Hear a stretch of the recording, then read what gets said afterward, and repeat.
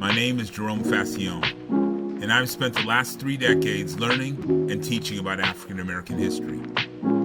I was raised in a multicultural home where I was taught to seek the truth and work toward justice. You see, it is my belief that through education and the pursuit of truth, we can fix the injustices that exist in the world. I welcome you to Time Out for Black History.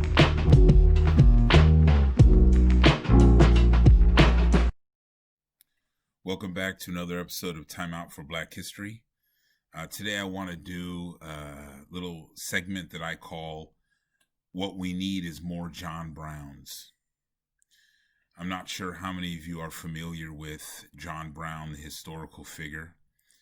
He was prominent in the 1850s. He was a white abolitionist. And hopefully you understand abolitionist is somebody who was fighting against the institution of slavery. And there were a lot of white abolitionists at the time, but what made him unique was his devotion and his desire to rid the country of the institution of slavery.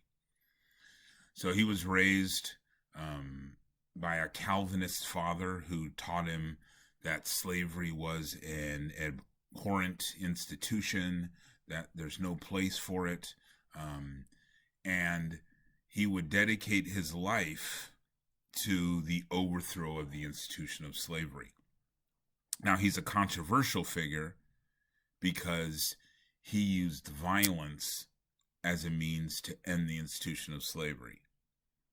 Now, those of you who understand history know that it was violence that got rid of the institution of slavery, that eventually Abraham Lincoln would use the military in order to end that institution in this country. So really, John Brown was just ahead of his time when it came to his belief that only bloodshed would end the institution of slavery.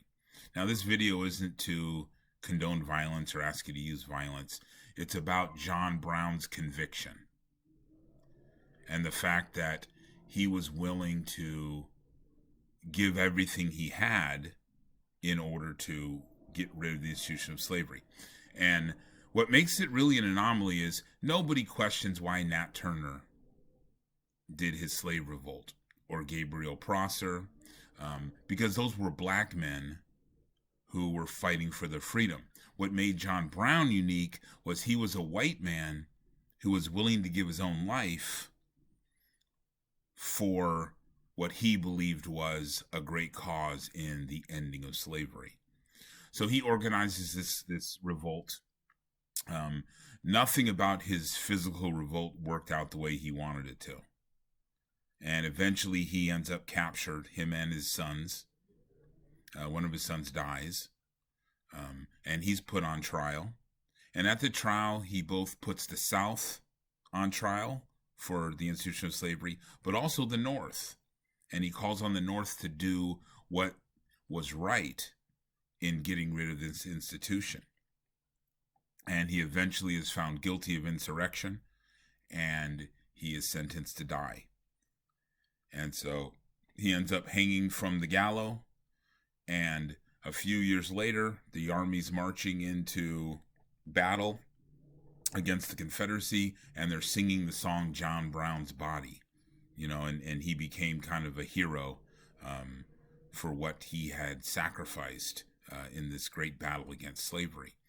But the interesting thing about it is I always ask my students, we do a little thing where I talk about who John Brown was and whether he should be seen as a saint or a sinner, you know, and they get the whole version of his life and his story. And, you know, it's a good question, and the kids usually come up with some really good arguments for why they believe what they believe. But we always do a little exercise where I ask them if their mother or father was being held hostage and they were the only ones who could free them, would they be willing to risk their own life to free them? And the answer is always yes. And I say the same thing about their best friend. And it's about 80-20 yes.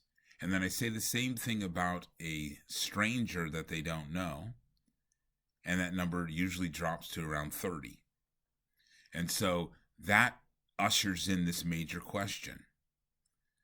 Should we do the right thing because it's the right thing?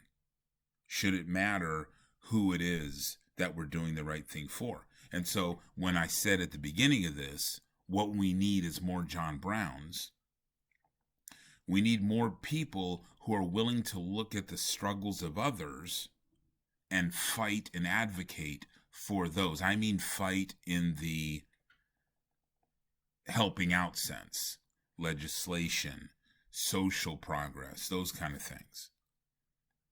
And so, are you somebody who's willing to sacrifice what you have to try and help those who do not have?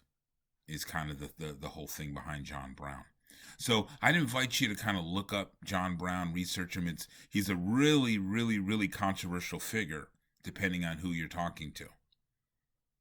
I have great respect for somebody who's willing to give up their life for a cause that isn't even connected to their own livelihood or their own success. And that's generally who he was.